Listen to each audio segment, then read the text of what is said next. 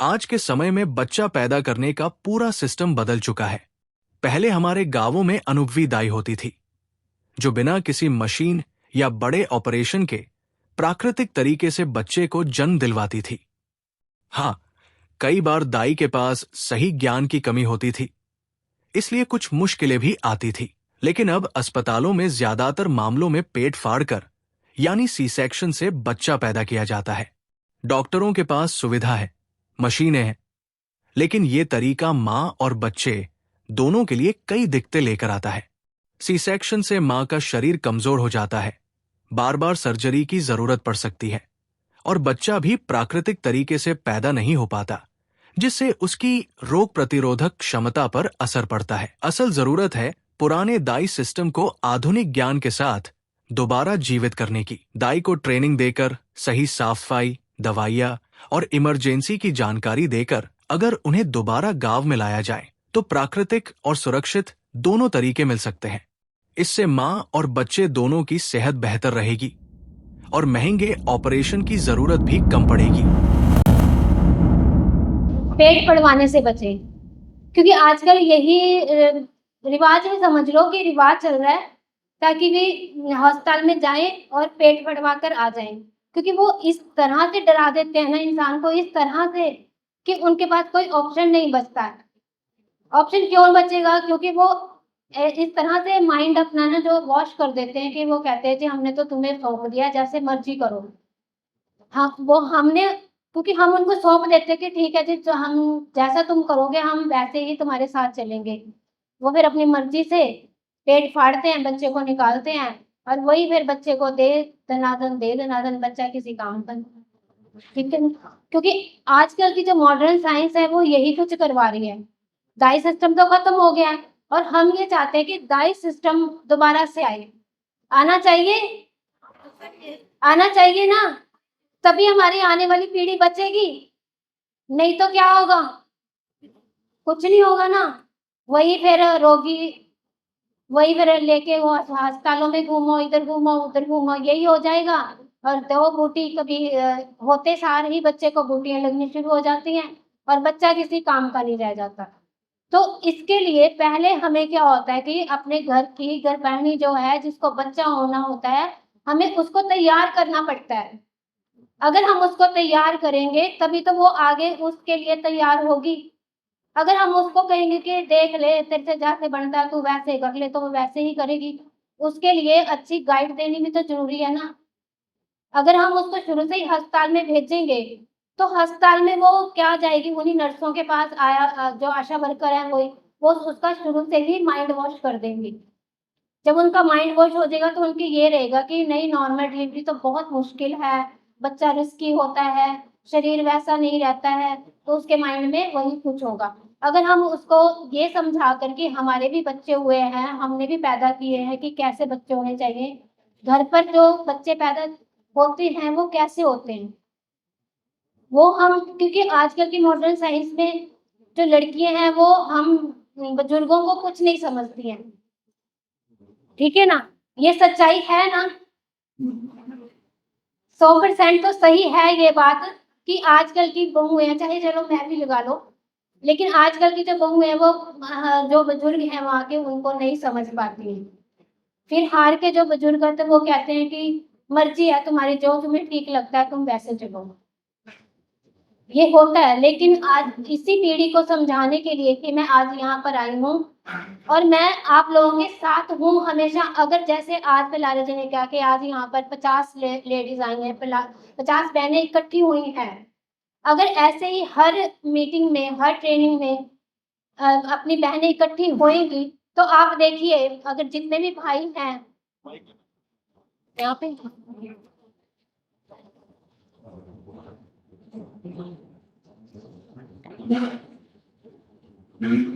जो भी भाई लोग आते हैं ट्रेनिंग पे, अगर वो अपनी बहन बेटियों को, घर वालियों को साथ लेकर के आएंगे तो इससे तो और भी जागरूकता आएगी।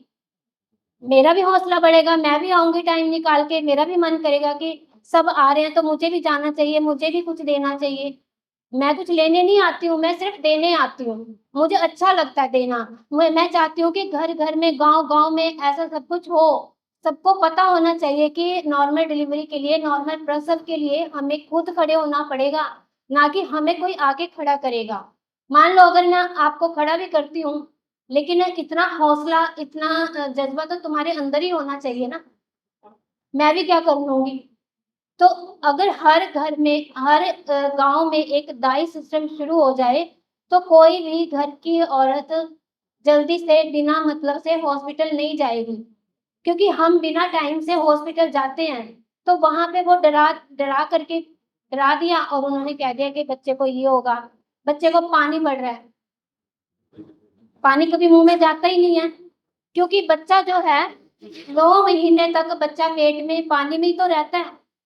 जब 9 महीने में उसके अंदर मुँह में पानी नहीं जा रहा है, तो जब बच्चा होना होता है और पानी बढ़ रहा होता है, तो वहाँ से पानी उसके अंदर कैसे चल जाएगा?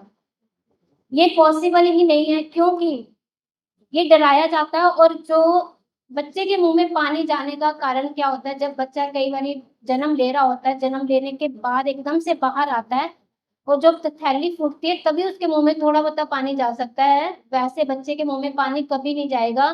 क्योंकि बच्चा पेट में जब होता है तो बच्चा मुँह खोलता ही नहीं है। जब बच्चा मुँह खोलेगा ही नहीं तो उसके मुँह अंदर पानी कैसे चला जाएगा?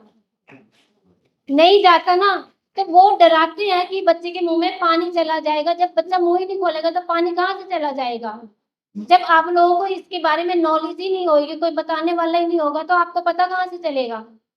आज आज इतनी बात तो तकरीबन सभी को पता लग गई होगी कि बच्चे के मुँह में पानी नहीं जा सकता, क्योंकि बच्चा मुँह खोलता ही नहीं है। बच्चा मुँह तभी खोलेगा जब पेट से बाहर आएगा। दूसरा सिस्टम इन्होंने ये शुरू कर दिया है कि जब गर्भानी को, बच्चा होने वाली गर्भवती महिला को दूसरा तीसरा महीना लगता है, तभी से कह देते हैं कि टेटनस का टीका लगेगा। लगवाते हैं ना टीका, किस लिए होता है? कोई बताएगा मुझे? किसी को नहीं पता ना। वो टीका सिर्फ इसलिए होता है कि जब महिला गर्भवती होती है, माँ को अगर कहीं पे कुछ लग गया है, जैसे चाकू लग गया, कंडा लग गया, कुछ भी हो गया, कि उससे टेटनस ना हो जाए।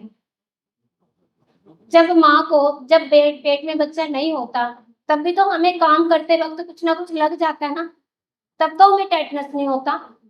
तो जब बच्चा पेट में है तो तभी टेटनस होगा? नहीं होगा ना।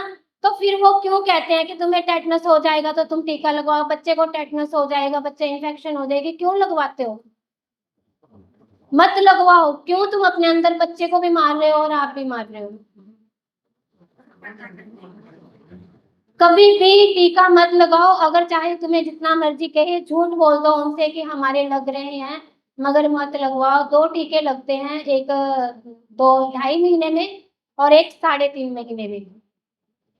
पहले बच्चे में 3 टीके लगते हैं, दूसरे बच्चे में 2 टीके लगते हैं।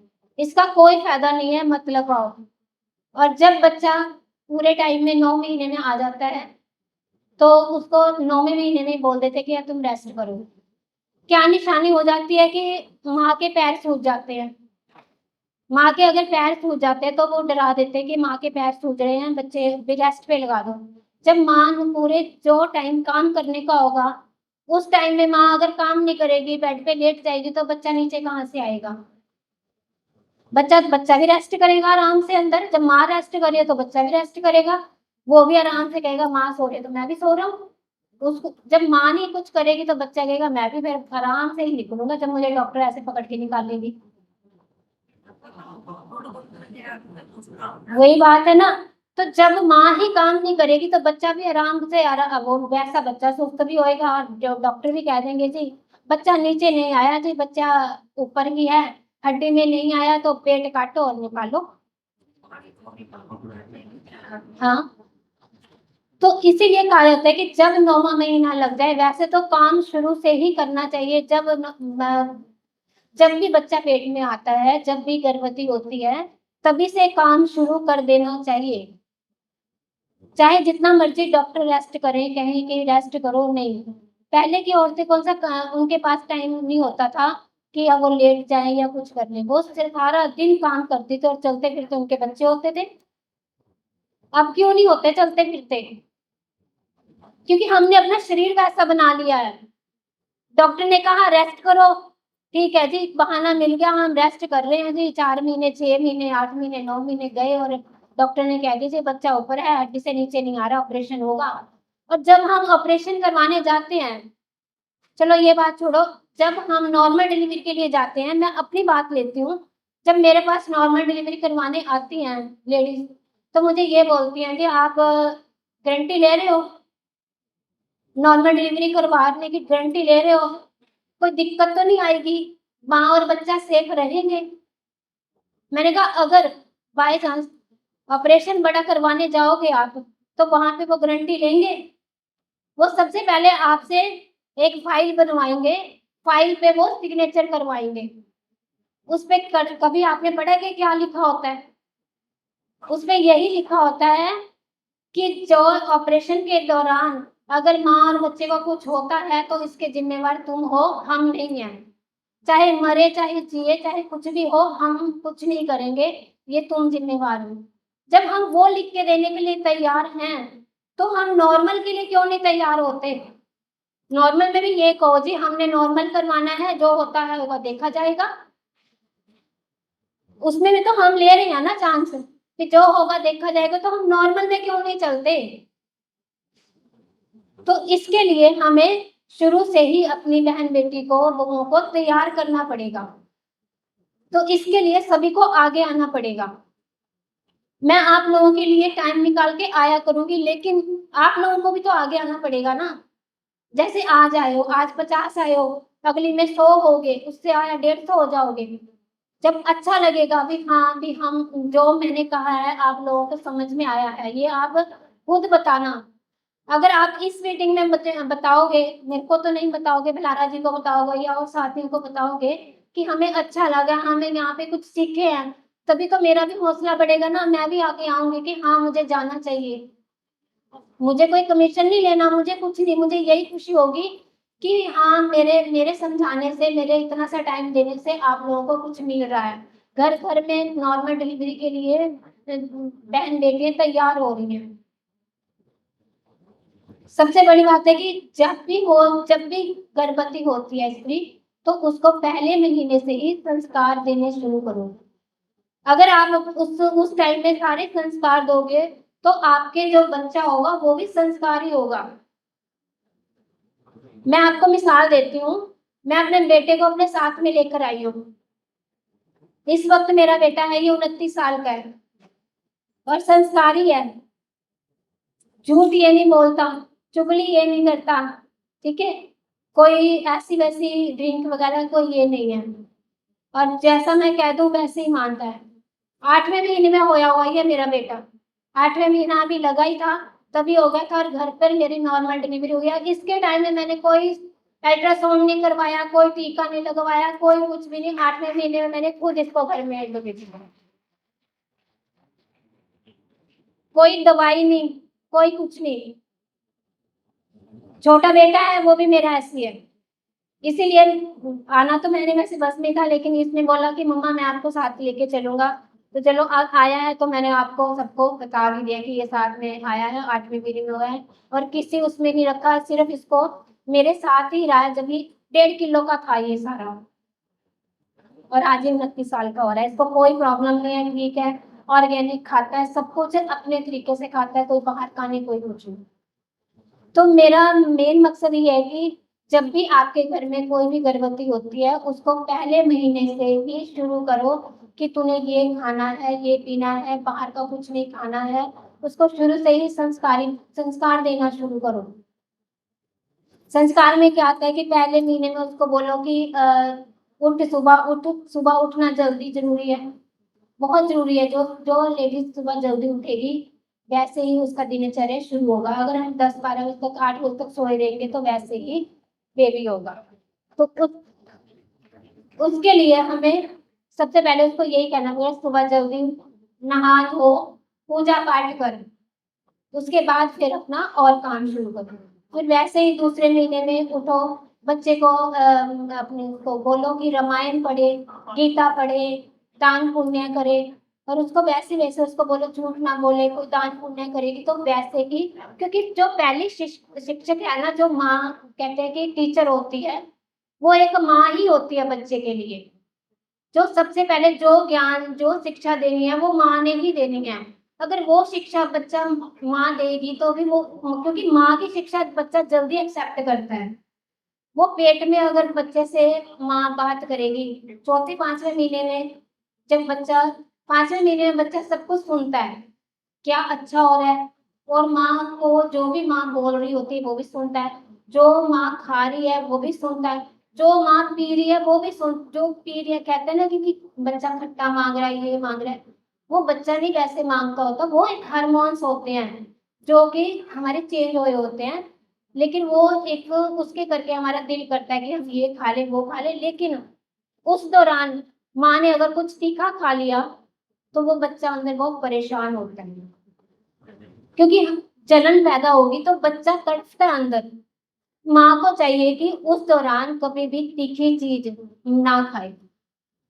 माँ रोएगी तो बच्चा रोएगा, माँ खुश होगी तो बच्चा खुश होगा। अगर माँ अच्छी चीज फ्रूट खाएगी, माँ अगर फल फ्रूट खाएगी, अच्छा खाना खाएगी, तो बच्चे को भी अच्छा महसूस होगा। माँ तीखा खाएगी तो बच्चा अंदर बहुत तकलीफ में होगा। जब माँ को दर्द होगा तो बच्चा भी दर्द में तकलीफ मानेगा। तो मैं सबको यही कहूँगी कि जब भी कभी आपको ऐसा लगता है, आप किसी गर्भवती को देखते हो तो उसको यही बोलो कि तीखा मत खाए। बच्चा बहुत परेशान होता है, पेट में इतना परेशान होता है कि वो कह नहीं सकता।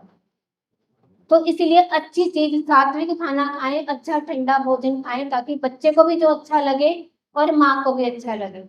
बाहर का बिल्कुल ना खाएँ और एलोपैथिक तो बिल्कुल भी ना खाएँ।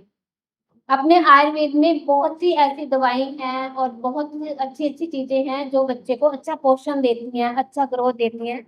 अगर वो भी नहीं अफ़ोर्ड कर सकते हो, तो अच्छे जो सीज़न फ्रूट आते हैं वो खा सकते हो।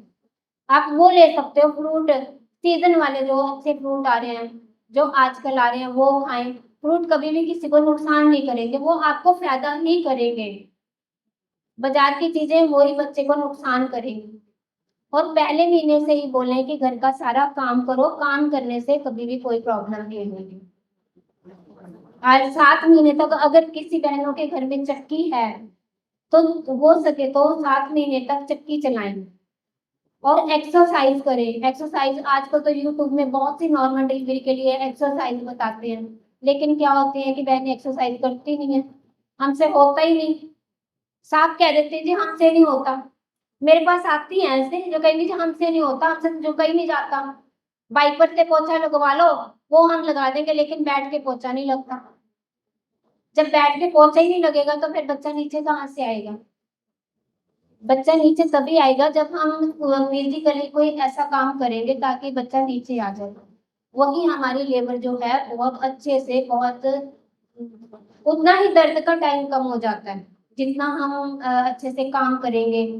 पौड़ी चढ़ो, उतरो, काम करो, पोछा लगाओ, थापी लोगों के घर में थापी नहीं है।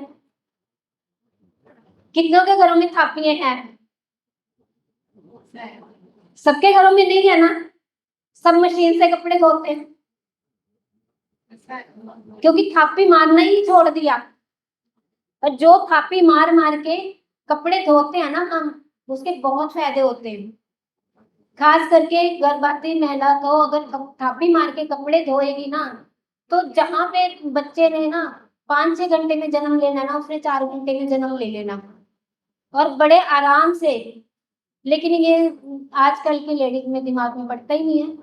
बोलेंगे जी हमसे तो पैरों भर को ही नहीं बैठा जाता, हम काम कैसे करेंगे? थापी मारना तो बहुत दूर की बात है। इसीलिए उनको शुरू से ही बोलो कि काम से कभी नहीं डरना और हॉस्पिटलों में से बचो, जाने से बचो। मेरे पास आ जाओ। मेरे पास दूर-दूर से जिन्होंने आना है ना, उनके लिए कोई दूर नेड़े कोई मायना नहीं रखता। जिन्होंने नॉर्मल डिलीवरी करवानी है, उन्होंने कहीं न कहीं से ढूँढ ही लेना, चाहे उन्होंने जहाँ मर्ज़ी, जैसे मर्ज़ी उन्होंने ढूँढ ही लेना, वहाँ पे पहुँच ही जाना है। क्योंकि उनको पता है अगर एक बारी पेट फट गया, तो दूसरी बारी पेट दोबारा से ही पेट भी फाड़ेंगे। मेरे जैसी नहीं मिलेगी आपको। पानी दे दो। मेरे जैसी कोई नहीं मिलेगी आपको कि आपको दूसरी बार भी आपको चांस मिले कि मैं आपकी नॉर्मल डिलीवरी कर दूंगी। मैं ये नहीं कहती हूँ कि मैं ही अकेली कर देती हूँ नॉर्मल डिलीवरी। बहुत सी हैं ऐसे, अगर आप ढूंढोगे ना तो आपको बहुत मिल जाएंगी, लेकिन पहले तुम्हें खुद की टीम तैयार करनी पड़ेगी कि हम खुद तैयार हों कि हॉस्पिटल में जाने के लिए हम ऐसे टाइम में जाएं कि हमें कोई ये मौका ही ना मिले उनको कि हमारा सिजेरियन वो कर सके। उसके लिए हमें खुद तैयार होना पड़ेगा। तैयार ऐसे होना पड़ेगा कि अगर आपको जैसे-जैसे मैं समझाती हूँ, अगर वैसे-वैसे अगर समझना शुरू कर दोगे, तो आपको डॉक्टर को भी आपको जवाब आप दे सकोगे। अगर डॉक्टर आपको बुद्धू बनाएँगे, तो आपको पता होना चाहिए कि हमें कहाँ पे बुद्धू बना रहे हैं ये। कहाँ पे हमारे साथ ये गेम खेल रहे हैं कि ऑपरेशन होगा जी, नॉर्मल हो ही नहीं सकता। अगर हमें कुछ पता होगा, हम तभी तो लड़ेंगे उनके साथ। तभी उनको बोलेंगे जी हम रिस्क ले रहे हैं, तुम करो जो करना है। इसके लिए हमें ही आगे आना पड़ेगा ना। तो जब हमें पता ही नहीं होगा तो हम रिस्क कैसे लेंगे, हम तो डर जाएँगे। इसीलिए सभी बहनें आगे आओ, सीखो कुछ, ताकि वहाँ पे जाओ, अस्पतालों में भी जाओ, तो उनसे तुम्हारे लड़ने की हिम्मत होनी चाहिए कि हमें पता है हमारे इनका नॉर्मल हो जाएगा। तुम ऐसे हमें कैसे बेवकूफ़ बना सकते हो कि नॉर्मल नहीं होगा? इसके लिए नॉलेज चाहिए ना। मैं दूँगी तुम्हें नॉलेज, लेकिन सब आगे तो आओ। इसके लिए आज आज से हो और भी आगे आओ, ताकि मुझे हौसला मिल जाए और मैं सबको सबको सिखाऊँगी। अगर आपको बोलते हैं कि बच्चेदानी का मुँह नहीं खुल रहा है, क्यों नहीं खुल रहा? बच्चा पेट में आया तो वो निकलेगा तो सही। भगवान ने हमेशा के लिए तो नहीं उसको बेटा बोला कि भी तू यहीं पे जा और यहीं पे जन बड़ा हो। निकलने के लिए तो बोला है ना, तो वो निकलेगा। हॉस्पिटल जाओगे आप, अगर बिना दर्दों के टाइम से पहले चल जाओ, तो वो जो थोड़े बहुत दर्द हो रहे होंगे उसको भी बंद कर दिया जाएगा। कर देते हैं ना बंद। जो थोड़े बहुते हो रहे होते हैं उसको भी कह देते हैं जी हो रहे थे, दर्द बंद हो गए। या बहुत ज़्यादा दर्द, तो आपने ये भी सुना होगा कि थोड़े-थोड़े दर्द हो रहे थे और बहुत तेज़ भी हुए, ठीक है? वो क्या हो जाता है कई, क्योंकि हमें इस इसका ही नहीं पहचान कि कौन से सही दर्द हैं और कौन से गलत दर्द हैं। है किसी को पहचान कि कौन से सही दर्द हो रहे हैं, बच्चा होने वाले दर्द हैं और कौन से बिना बच्चा होने वाले दर्द हैं? पता है किसी को? आपको तो होगा, लेकिन और जो हैं उनको नहीं पता ना। कनसुखे जानते हो? कनसुखे, जूठे दर्द, उसमें चल जाती हैं आजकल लेडीज़। उस दर्दों में अगर जाएँगे तो वो दर्द बढ़ेंगे ही नहीं। उस दर्दों में क्या कहा जाएगा कि बच्चेदानी का मुँह नहीं खुल रहा है, दर्द नहीं बढ़ रहे हैं। यही कह के, डरा के बड़ा ऑपरेशन कर देते हैं। और जब हम जैसे जब नॉर्मल डिलीवरी के लिए हमारे पास आते हैं, तो हम बोलते हैं कि जी पहला ऑपरेशन क्यों हुआ? दर्द नहीं बढ़े जी, बच्चेदानी का मुँह नहीं खुला। टाइम से पहले चल गए थे? हाँ जी। थोड़े से दर्द शुरू हुए थे, हम तभी चले गए थे और जी उन्होंने फिर हमें कह दिया कि जी बच्चेदानी का मुँह नहीं खुल रहा है, बच्चे ने पोटी कर दी है, ये तो ऑपरेशन ही होगा। जब भी बच्चा पोटी करेगा, दर्दों या तो वो पोटी करने के उसका, मैं आज आपको बताती हूँ पोटी वो कब कौन से स्टेज में करता है। बच्चेदानी का मुँह नहीं खुल रहा है, सिर्फ़ 2 फिंगर ही खुला है, उससे ज़्यादा नहीं खुला है और पूरा टाइम हो गया है, जो इसका 12 घंटे का टाइम होता है। उस दौरान अंदर से जो कुछ भी पानी-पूनी जो कुछ निकलना होता है, वो सब कुछ निकल चुका है। उसके बावजूद बच्चेदानी का मुँह नहीं खुल रहा है, फिर बच्चा पोटी कर सकता है, क्योंकि बच्चा ज़ोर लगा रहा है बाहर आने के लिए, उस दौरान बच्चा पोटी करेगा। और जब बच्चा पोटी करेगा तो वो बाहर भी थोड़ी-सी आएगी। उसका हरे रंग का पानी बाहर आएगा, तो उससे आप लोगों को पता चलेगा कि बच्चा पोटी कर रहा है। तो तुरंत तुरंत करेगा तो उसका उसका इतना इफ़ेक्ट नहीं होगा, लेकिन थोड़ी देर बाद तक तो उसकी डेथ हो सकती है। लेकिन डॉक्टरों ने इसको महुआ बना दिया है। इसको लेकर और एक पानी को लेकर कि पानी बच्चे के मुँह में पड़ जाएगा, ऐसा कुछ नहीं होता। डरो मत। डर को अपना डर को ना एक अपनी जीत बनाओगे, हम डर से आगे जाएंगे तो ही हम जीतेंगे। जीतना है ना हमें, ठीक है। ये आशा वर्कर होती हैं, जो आंगनवाड़ी होती है, ये इनके छोड़े हुए होते हैं, अभी जाओ और डराओ, ठीक है ना। ये डराने के लिए ही होती हैं। वैक्सीन लगवाओ अपने बच्चे को, तुम्हारे बच्चा हो गया है वैक्सीन लगवाओ, नहीं तो तुम्हारा बच्चा बीमार हो जाएगा, हम जिम्मेवार नहीं होंगे, ऐसे बोलती हैं। हम जिम्मेवार नहीं होंगे अगर तुम्हारे बच्चे को कुछ हो गया तो। देख तुम्हारा बच्चा है, अगर तुम्हारा बच्चा है तो तुम क्यों हमारी जिम्मेवारी ले रहे हो? हमारे बच्चे की जिम्मेवारी तुम क्यों ले रही हो?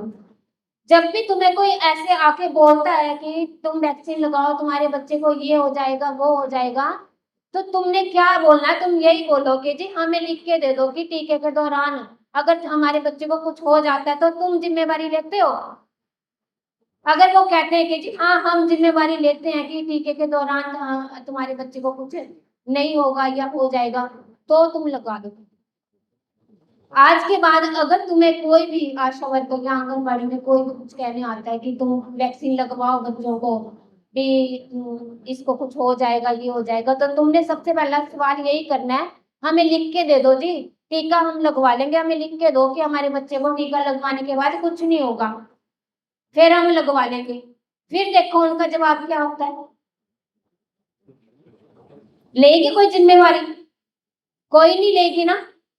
कोई नहीं कहेगी कि जी कोई बात नहीं मैं लिख के दे रही हूँ जी, टीका लगवा के आपके बच्चे को कुछ नहीं होगा। सीधा बोलो जी हम ये जहर अपने बच्चे के अंदर नहीं डालना चाहते। लड़ो, कुछ नहीं कर सकते, इसके लड़ने के लिए भी दिल चाहिए, ठीक है। तो लड़ना पड़ेगा हमें, नहीं तो हमारे बच्चों को वो ठोक ठोक के, क्योंकि एक टीका तो वो जन्म लेते ही लगा देते हैं, वो जो लगता है यहाँ पे पट्ट में भी लगाते हैं ना, वो आप लोगों के सामने नहीं लगाएंगे। वो क्या करेंगे, जब जन्म होता है बच्चे का तो वो जन्म के बाद फटाफट नाड़ुआ काट देते हैं। तुम्हें पता है कि नाड़ुआ जो काटते हैं उसका क्या रीजन होता है? आजकल जो ये पेशेंटा होते हैं ना, जो ऑल होती है, इसका कारोबार चल रहा है। हॉस्पिटल वाले इस पेशेंटा को ऑल को बेच रहे हैं, बेच रहे हैं, ये एक कारोबार चल गया है। और जो हम लोग हैं, जो हम लोग डिलीवरी करते हैं, तो उस पेशेंटा को मैं अपनी बात कर रही हूँ, मुझे औरों का नहीं पता है। मैं वो पेशेंटा को जब डिलीवरी करती हूँ तो उस पेशेंटा को जब निकालती हूँ तो तुरंत एकदम से नहीं निकालती हूँ, कम से कम 20 मिनट 20 से 25 मिनट तक पेट में ही रहती है, ताकि जो भी नाड़ू नाड़ू जो होता है, जो कोड होता है, वो खून बच्चे को, क्योंकि वो उसका बच्चे का वो हक है, वो खून में उसको मीन्स के वो आधा हिस्सा 1/3 हिस्सा जो होता है उस वो बच्चे का खून होता है, वो बच्चे को मिलना जरूरी है। जो हॉस्पिटल वाले होते हैं वो नाड़ुआ काट देते हैं, जैसे ही बच्चा बाहर आया नाड़ुआ काटा और बच्चे को वहां से अलग कर दिया और ले जाके एक वार्मर के ऊपर डाल देते हैं, जो थोड़ा सा गर्म होता है, ताकि बच्चे को बाहरी हवा ना लगे, लेकिन बाहरी हवा तो लग जाती है। वहां पे ले जा करके वो बच्चे के पट पे विटामिन के लगा देते हैं। विटामिन के का मतलब वो ये समझाते हैं कि इससे लगाने से बच्चे के जो खून है उसमें क्लॉट्स नहीं बनेंगे। पहले जब होता था, पहले तो कोई टीका नहीं लगता था, तब कोई क्लॉट नहीं बनता था। ऐसा कुछ नहीं होता है, कोई पट्ट में लगाने से ना लगाने से कोई ये नहीं होगा कि अगर बच्चे के टीका नहीं लगेगा विटामिन के का तो बच्चे के क्लॉट्स बन जाएंगे, ऐसा कुछ नहीं होता, ये सिर्फ डराया गया है। और जब भी ये डिलीवरी का टाइम हो तो पेशेंटा अंदर से कोशिश यही हो, देखो कोई, मैं तो यही कहूंगी कि ऐसे एक्सपर्ट बंदे के पास जाओ जिसके पास तुम खुद खड़े होकर के अपने घर वालों की डिलीवरी करवाओ। एक बंदा खुद पेशेंट के पास अपने घर वालों के साथ होना चाहिए, ताकि जो डिलीवरी करवा रही है उसको एक घर का माहौल मिले, उसको ये लगे कि मेरे मेंबर्स मेरे घर वाले मेरे पास हैं, तो मुझे घर का माहौल अगर उसको मिलेगा तो उसको हौसला मिलेगा कि हाँ मेरे घर वाले पास हैं। डॉक्टर्स क्या करते हैं, अगर वहां पे डिलीवरी होती है तो थप्पड़ मारते हैं, पिटाई करते हैं, तो शोर क्यों डाल रही है, तो ऐसे क्यों कॉल कर रही है, तो आधे से ज्यादा तो वो डर जाती है, घर का उसका कोई होता नहीं है। तो उसको हमने हौसला देना, उसको उसको हमने शोर पाने के लिए कहना है कि शोर पा, तो जितना पा सकती है पा। अगर वो शोर पाएगी तो उससे, ये मैंने प्रैक्टिकली देखा है, अगर बच्चेदानी नहीं खुल रही है ना तो वो खुलने लग जाएगी। ये मेरा प्रैक्टिकली है। ये ओके बेटा, बात ओके बेटा, बाद में देखती हूँ।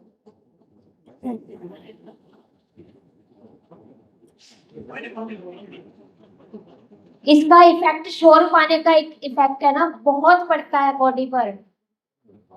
हम क्या करते हैं, वहां पे डॉक्टर क्या होते हैं, मुंह बंद करते हैं, बोलते हैं कि मुंह बंद कर लो, शोर नहीं पाना, थप्पड़ मारते हैं, पिटाई करते हैं ना, ये होता है। लेकिन हमने ये मौका ही नहीं देना है। कोशिश यही करो कि हॉस्पिटल जाना ही बंद करो, ठीक है।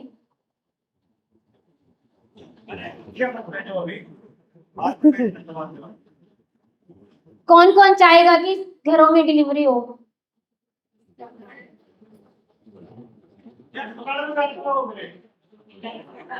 अस्पतालों में जाओगे?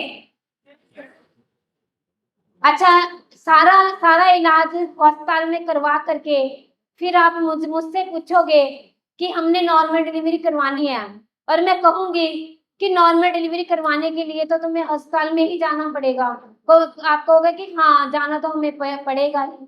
फिर उसका नॉर्मल डिलीवरी का क्या फायदा, क्योंकि वो जहर तो फिर तुम अंदर खुआ के आओगे, पड़ेगा ना वही जहर अंदर।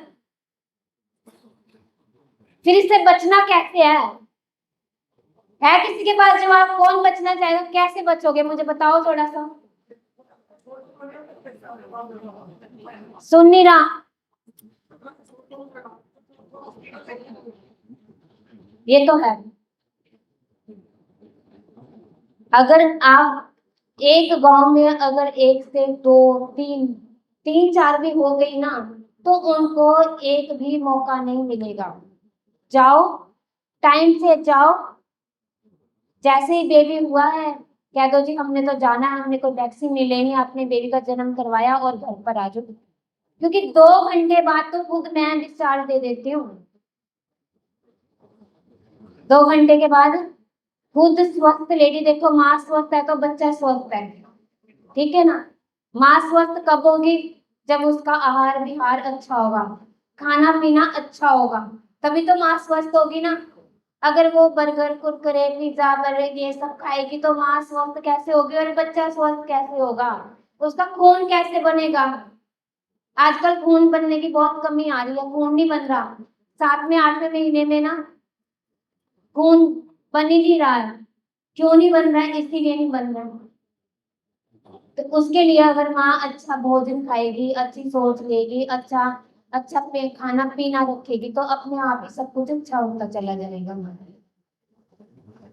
नाड़ुए का मैं आपको बता रही थी, पेशेंटा का। जो पेशेंटा होती है, जो डॉक्टर एकदम से काट देते हैं, कई बार जो जो पेशेंटा होती है ना, जैसे नाड़ुआ आता है जो अपने पेट के साथ अटैच, आप कई बार देखते हो ना, बच्चे ने जन्म लिया और एकदम तुरंत से मर गया, सुना है ना ये, बच्चा जन्म लेते ही मर जाता है।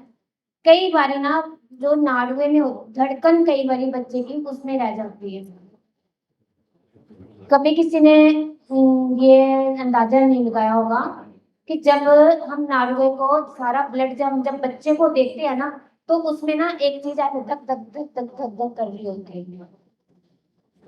जो नाड़ होता है ना बच्चे का, उसमें ऐसे धक धक धक धक की महसूस होता है कि हमें वो जो धड़कन होती है ना, बच्चे का तो दिल धड़क ही रहा है, लेकिन एक पेशेंटा का भी दिल धड़कता होता है।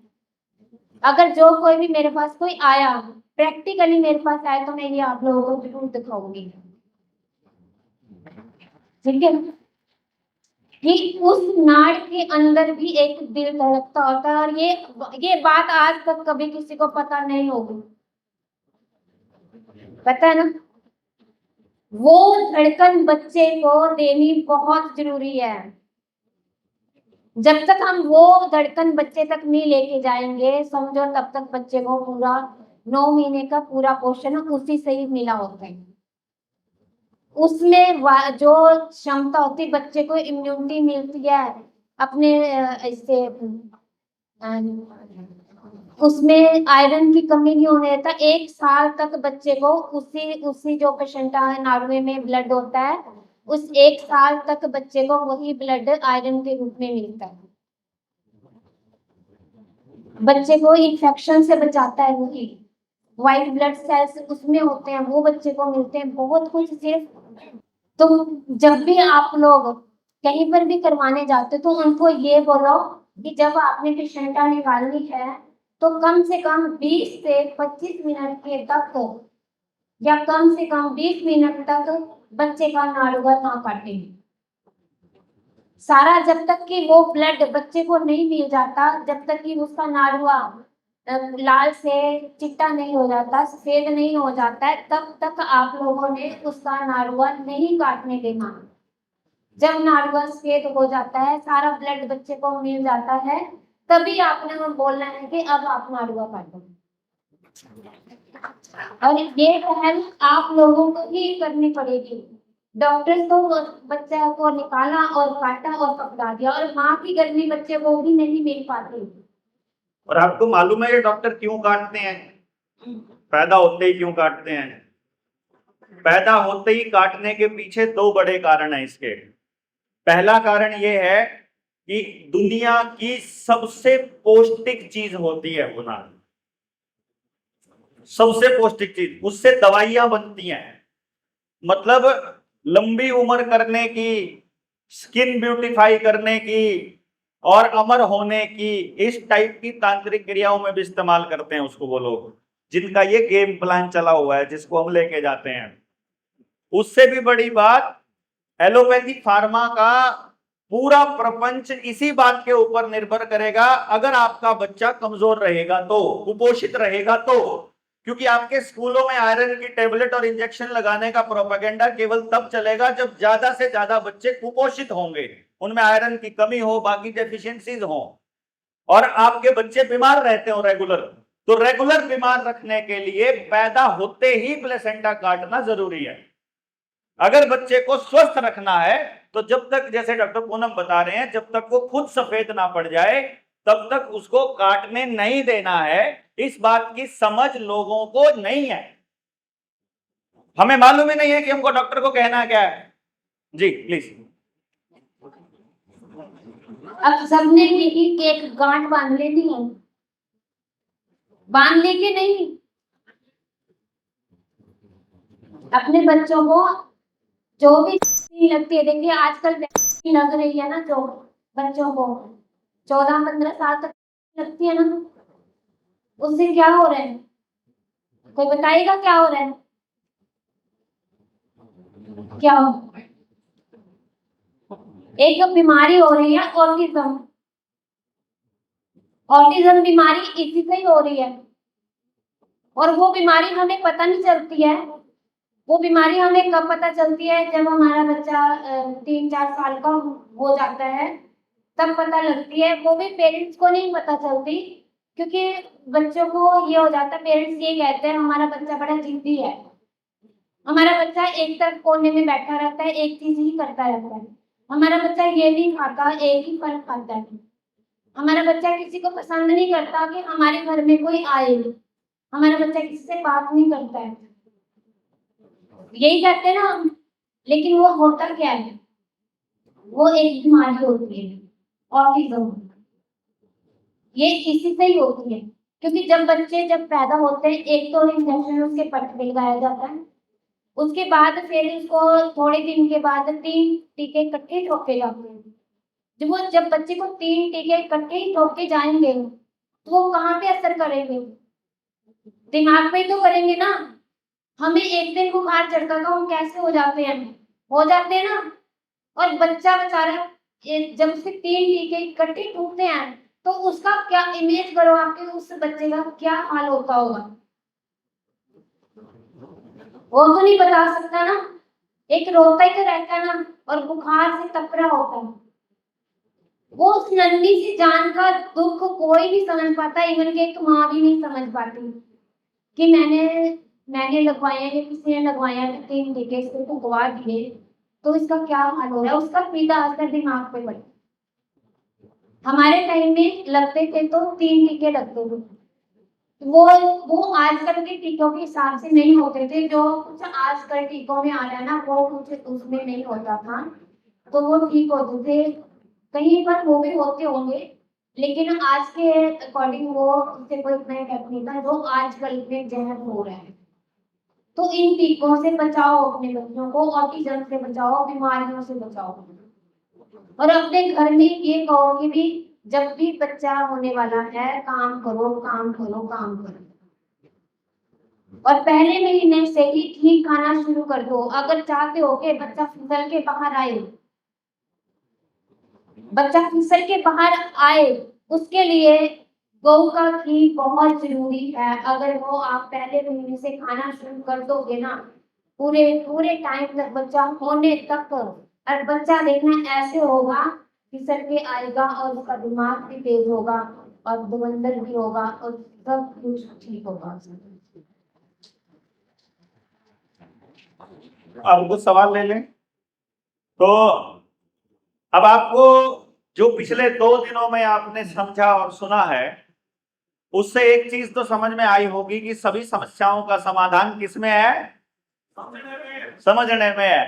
डॉक्टर आपको लूट नहीं सकता, डॉक्टर आपको गलत दवाई नहीं दे सकता, मास्टर आपके बच्चे को गलत पढ़ा नहीं सकता, वकील आपसे गलत सलाह नहीं दे सकता, जज आपको गलत निर्णय नहीं दे सकता, थानेदार आपके खिलाफ कार्रवाई नहीं कर सकता। यही तो समस्याएं हैं रोज रोज की। कोई आपसे रिश्वत मांगे, क्या करना, उन सब चीजों का सारा समाधान केवल समझ में है। और फार्मा कंपनी एक बहुत बड़ा खेल है। तो एक तरह से ये सारी चीजें एक दूसरे से जुड़ी हुई नजर आ रही है आपको। पूरा जनता सरकार मोर्चा का पूरा मिशन आपके इस बचपन से लेकर बुढ़ापे तक, पैदा होने से लेकर मृत्यु तक, सुबह से लेकर रात तक की हर एक्टिविटी इस मोर्चे की इन गतिविधियों के अंदर आपको दिखाई दे रही होगी कि हर स्टेप पर आपको लूटा जा रहा है। और ये समझ का मतलब मसला है। ये मसला कोई राजनीति का मसला नहीं है। ये मसला इसलिए क्या है, राजनीतिक आदमियों के पास आदमी जाएंगे कितना, 15 मिनट आधा घंटे से ज्यादा किसी का भाषण नहीं सुना जाता किसी से। आपकी तरह 3 दिन नहीं बैठ सकता कोई, जब तक उनको लगे ना कि हाँ वाकई कुछ मिल रहा है। ठीक है ना। तो जबरदस्ती अगर हम लोग खुद बैठना चाहते हैं, खुद एक दूसरे से बात करना चाहते हैं, तो मतलब कुछ जीवन से जुड़ी चीजें हमको मिल रही हैं।